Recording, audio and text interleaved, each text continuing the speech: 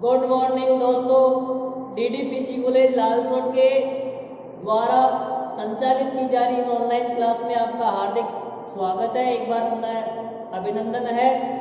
देखिए, मैं lecture geography आप सभी लोगों को आज इस ऑनलाइन क्लास के अंतर्गत ज्योग्राफी के एक महत्वपूर्ण विषय के बारे में बात करने जा रहे हैं। लेक्चर नंबर 4 में मैंने आपको भूगोल की एक महत्वपूर्ण शाखा जिसको माना जाता है, जिसका नाम है मानव भूगोल, तो आपको उस लेक्चर में मानव भूगोल का अर्थ और परिभाषा के बारे में बताया था।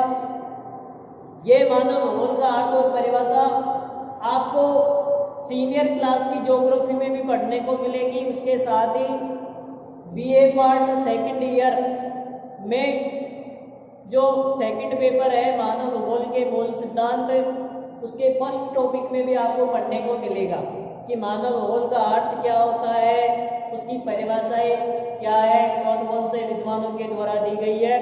तो मानव भूगोल के अर्थ और परिभाषा को समझने के लिए आप लोगों को हमारी डीडीपीजी कॉलेज लालसोट के द्वारा संचालित की जा रही ऑनलाइन क्लास के द्वारा निर्मित किए गए लेक्चर नंबर 4 ज्योग्राफी को पढ़ना पड़ेगा।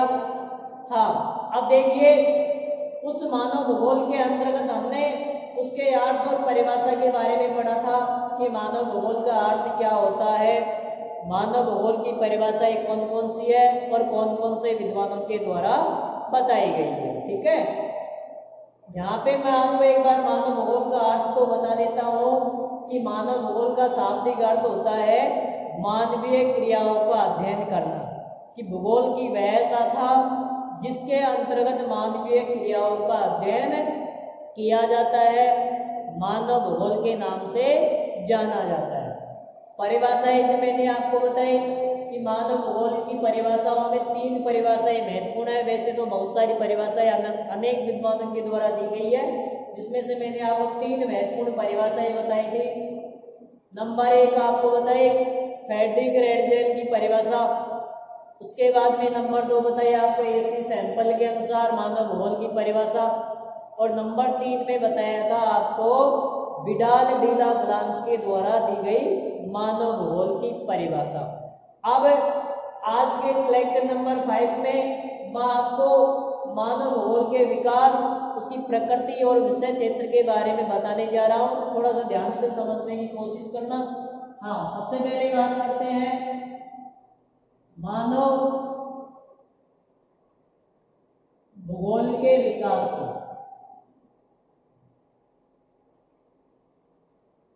कि मानव भूगोल का विकास किस आधार पर और किस स्थिति के अकॉर्डिंग हुआ है। देखिए, इस धरातलीय भाग पे या पृथ्वी तल पर जब मानव का उद्भव हुआ तो प्रारंभिक समय में मानव के मस्तिष्क का विकास भी कम हुआ था, कि जितना मानव का मस्तिष्क कार्य करता था या सोचने की शक्ति प्रदान करता था, उतने या उसकी आवश्यकता के अनुसार मानव कार्य करता था। लेकिन आप वर्तमान में देखो कि वर्तमान में मानव के मस्तिष्क का इतना विकास हो गया है कि उसने अनेक प्रकार की नई नई तकनीकियों का निर्माण कर लिया है। जो तकनीकी आप लोगों ने देखी होगी कि नई नई तकनीकी आ गई आज के ज़माने में, कि पहले तो मानव, जो प्राचीन काल का मानव था, वो केवल प्रकृति पे निर्भर रहता था, कि जो प्रकृति उसको आदेश देती थी उन आदेशों को मानव को हर संभव मानना पड़ता था, कि अगर इस पृथ्वी तल पे मानव को रहना है तो प्रकृति के आदेशों की पालना तो करनी पड़ती थी। लेकिन वर्तमान में क्या हो गया कि मानव एक स्वतंत्र प्राणी के रूप में उभर कर आया है और उसने प्रकृति के द्वारा प्रदत्त तत्वों का उपयोग करके एक नवीन तकनीकी का निर्माण कर लिया।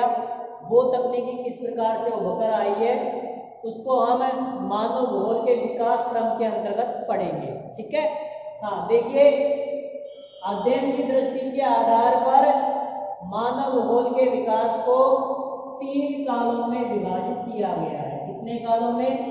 3 काल में, कि मानव भूगोल के विकास को अध्ययन की दृष्टि के आधार में 3 कालों में विभाजित किया है। सबसे पहले नंबर 1 आता है आपका प्राचीन काल, प्राचीन काल। उसके बाद में नंबर 2 आता है आपका मध्यकाल, ठीक है, और नंबर 3 आता है आपका आधुनिक काल।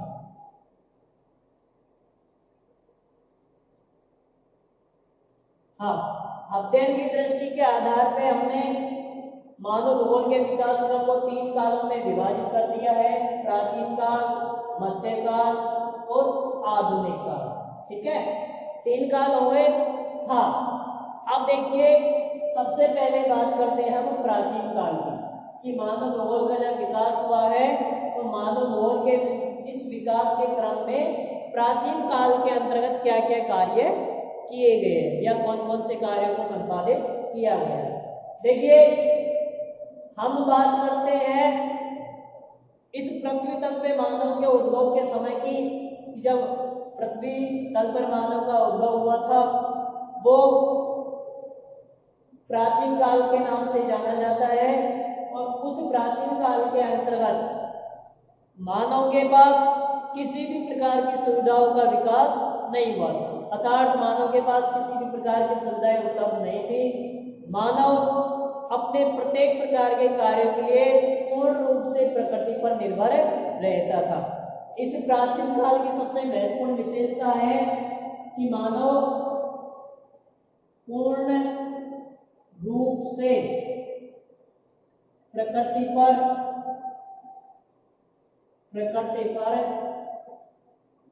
निर्भर रहता था।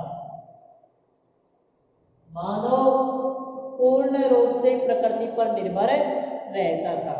देखिए मैं बात करता हूं आज से 1000 साल पहले की, कि 1000 साल पहले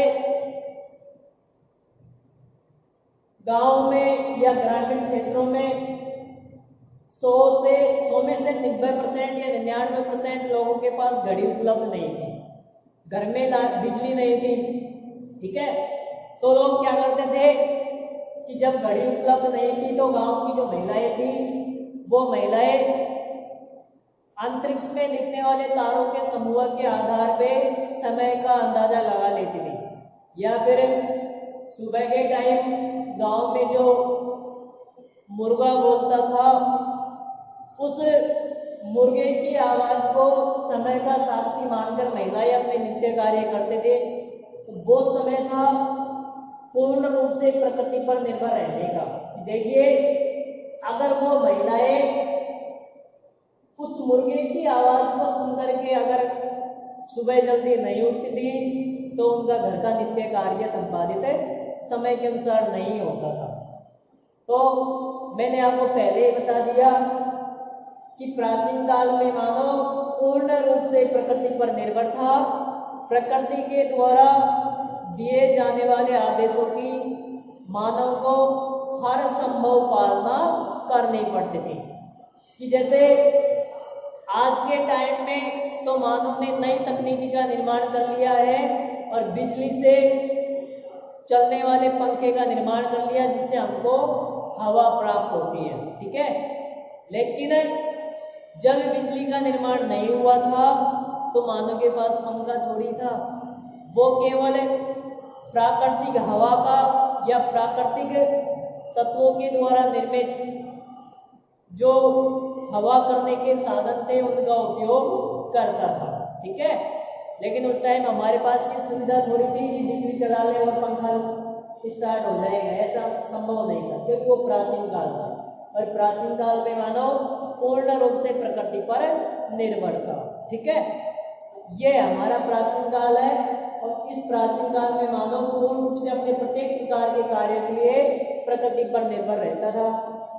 जो जो समय का परिवर्तन होता गया तो मानव के मस्तिष्क का भी क्या होता गया, विकास होता गया, और मानव धीरे धीरे अपने विकास क्रम की श्रेणी में आता गया और वो एक नए काल की श्रेणी में प्रवेश कर गया जिसको मध्यकाल के नाम से जाना जाता है। कि जो जो समय में परिवर्तन होता गया तो मानव के विकास क्रम में भी परिवर्तन आया और मानव अपने प्राचीन काल से किस में आ गया, मध्यकाल में। ठीक है, अब देखिए मध्यकाल में आते ही जैसे मैं आपको एक उदाहरण देता हूं कि जब बालक छोटा होता है, 6 महीने का, साल भर का रहता है, तो उसकी एज के अनुसार उसके मस्तिष्क का विकास होता है। ठीक है, और जो ही बालक 2 साल, 5 साल, 6 साल का हो जाता है तो थोड़ा बहुत तो सोचने की शक्ति प्रदान हो जाती है, सोचना प्रारंभ कर देता है। ठीक है, वो उसकी समय के अनुसार या उसकी एज के अनुसार सोचता है। वो स्थिति यहाँ पे आए कि सबसे पहले मानव का विकास हुआ, वो काल था आपका प्राचीन काल, जिसमें मानव पूर्ण रूप से प्रकृति पर निर्भर था, क्योंकि उस समय में मानव के मस्तिष्क का विकास नहीं हो पाया था। ठीक है, हाँ, उसके बाद में जो जो मानव के मस्तिष्क का विकास होता गया तो समय में भी क्या हो गया, परिवर्तन होता गया। ठीक है, उसके बाद में मानव कौन से काल की श्रेणी में आ गया, मध्यकाल में। और मध्यकाल में आते जो जो मानव के मस्तिष्क का विकास हुआ तो मानव ने खोज एवं अन्वेषण से संबंधित कार्य करना प्रारंभ कर दिया। खोज एवं अन्वेषण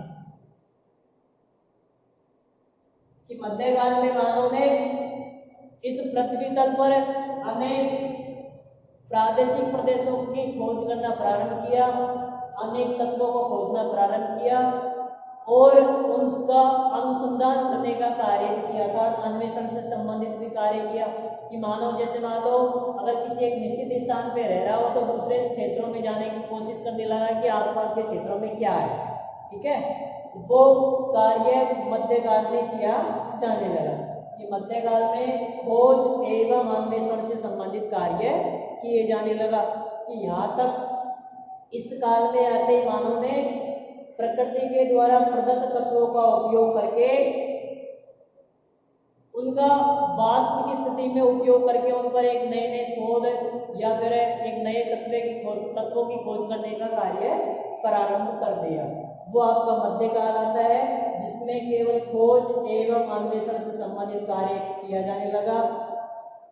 लोग नाविकों का उपयोग करके एक स्थान से दूसरे स्थान की खोज करने लगे या दूसरे क्षेत्रों में पाए जाने वाले विभिन्न प्रकार के तत्वों का अन्वेषण के आधार पे एक नवीन पदार्थ का निर्माण करने की योजना सोचने लगे। ठीक है, हाँ, उसके बाद में लगातार समय में परिवर्तन होता गया तो मानव भूगोल के विकास का क्रम भी अपनी चरम सीमा पर पहुंचने लगा। ठीक है, और इस मध्यकाल के बाद में जो नंबर 3 काल आता है वो आपका है आधुनिक काल। आधुनिक काल, ठीक है, हाँ, देखिए आधुनिक काल को वर्तमान काल के नाम से भी जाना जाता है, जिसका प्रारंभ इस भूगोल विषय के अंतर्गत या था मानव भूगोल में आधुनिक काल का प्रारंभ 19वीं या 18वीं शताब्दी के उत्तरार्ध से माना जाता है। तो उस समय क्या हुआ कि मानव भूगोल के विकास क्रम के अंतर्गत जैसे मध्यकाल में खोज एवं अन्वेषण का कार्य हुआ, तो आधुनिक काल के अंतर्गत मानव ने प्रकृति के द्वारा प्रदत्त तत्वों का उपयोग करके एक नवीन तकनीकी का निर्माण कर लिया। ठीक है, कि मानव ने प्रकृति के द्वारा प्रदत्त तत्वों का उपयोग करके एक नवीन तकनीकी का निर्माण कर लिया। वो नवीन तकनीकी एक नवीन युग का प्रारंभ माना जाता है। जैसे कि प्राचीन काल में ना हमारे पास बिजली की व्यवस्था थे, ना अन्य कोई साधन थे, तो हम प्रकृति पे निर्भर रहते थे। मध्यकाल में हम लोगों ने खोज एवं अन्वेषण से संबंधित कार्य किया है।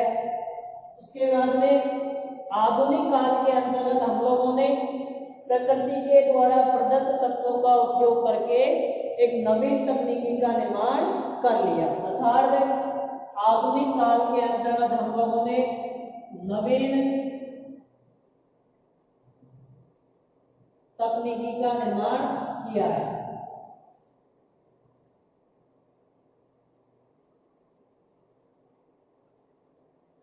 आधुनिक काल के अंतर्गत हम लोगों ने प्रकृति के द्वारा प्रदत्त तत्वों का उपयोग करके एक नवीन तकनीकी का निर्माण कर लिया है। जैसे उदाहरण हम लोग मान सकते हैं कि प्राचीन काल के समय जब इस पृथ्वी तल पे मानव का विकास हुआ था तो ना तो बिजली की व्यवस्था थी और ना मानव की सुविधाओं से संबंधित अन्य कोई साधन थे। लेकिन इस वर्तमान काल में आते मानव ने प्रकृति के द्वारा प्रदत्त तत्वों का उपयोग करके अर्थात प्रकृति के द्वारा प्रदत्त तत्व जिसमें हम जल को मान सकते हैं या फिर धरातल के आंतरिक भाग में पाए जाने वाले विभिन्न पदार्थों को मान सकते हैं, उन तत्वों का उपयोग करके हमने नवीन तकनीकी बनाई। नवीन तकनीकियों में जैसे जल प्रकृति का एक तत्व माना जाता है तो हम लोगों ने जल का उपयोग करके क्या बनाई, बिजली उत्पन्न की और उस बिजली का उपयोग करके हमने जो नवीन पदार्थों का निर्माण किया है, जैसे पंखे का निर्माण किया एक नवीन तकनीकी के आधार पे, तो बिजली से हमने पंखा चलाया। ठीक है, आज व्यक्ति एक स्वतंत्र अवस्था में निवास करता है, स्वतंत्र प्रकार की अवस्था में रहता है। तो आज क्या हुआ कि आज के टाइम पे अगर व्यक्ति घर से बाहर रहता है और जब वो वापस बाहर से घर के अंतर्गत आता है, वो गर्मी लगने पर तुरंत स्विच ऑन करके पंखा चला लेता है। ठीक है, वो किस कारण से हुआ, एक नवीन तकनीकी के आधार पर। ठीक है, तो कहने का तात्पर्य यह है कि आधुनिक काल के अंतर्गत मानव ने प्रकृति के तत्वों का उपयोग करके एक नवीन तकनीकी का निर्माण कर लिया और इस नवीन तकनीकी के निर्माण में उसने प्रकृति के तत्वों का उपयोग भी किया है और उनके उपयोग के दौरान उनकी खोज एवं अन्वेषण का कार्य किया और अन्वेषण का कार्य करने के पश्चात ही एक नया तत्व उभर कर आया है जो वर्तमान समय में मानव की सुविधाओं में अपना महत्वपूर्ण स्थान रखता है। ठीक है, तो इस प्रकार से ये मानव भूगोल के विकास का क्रम हो गया कि मानव भूगोल को विकास क्रम के आधार पर 3 भागों में विभाजित किया गया है। सबसे पहला जो विकास क्रम था मानव का वो प्राचीन काल था, जिसके अंतर्गत मानव पूर्ण रूप से प्रकृति पर निर्भर था। प्रकृति के द्वारा प्रदत्त तत्वों का उपयोग करके मानव अपनी आवश्यकताओं की पूर्ति करता था। ठीक है, कि प्रकृति ने जो आदेश दे दिया उसकी पालना मानव को करनी पड़ती थी, वो प्राचीन काल था। उसके बाद में मध्यकाल में मानव ने खोज एवं अन्वेषण से संबंधित कार्य किया है कि मानव ने नावों का उपयोग करके एक स्थान से दूसरे स्थान पे जा करके अनेक प्रकार के तत्वों की खोज करने का कार्य किया है। उसके बाद में बात होती है आधुनिक काल की कि मानव भूगोल में आधुनिक काल का प्रारंभ 19वीं या 18वीं शताब्दी के उत्तरार्ध से माना जाता है और इस काल के अंतर्गत मानव ने प्रकृति के द्वारा प्रदत्त तत्वों का उपयोग करके एक नवीन तकनीकी का निर्माण किया है। ठीक है, ओके।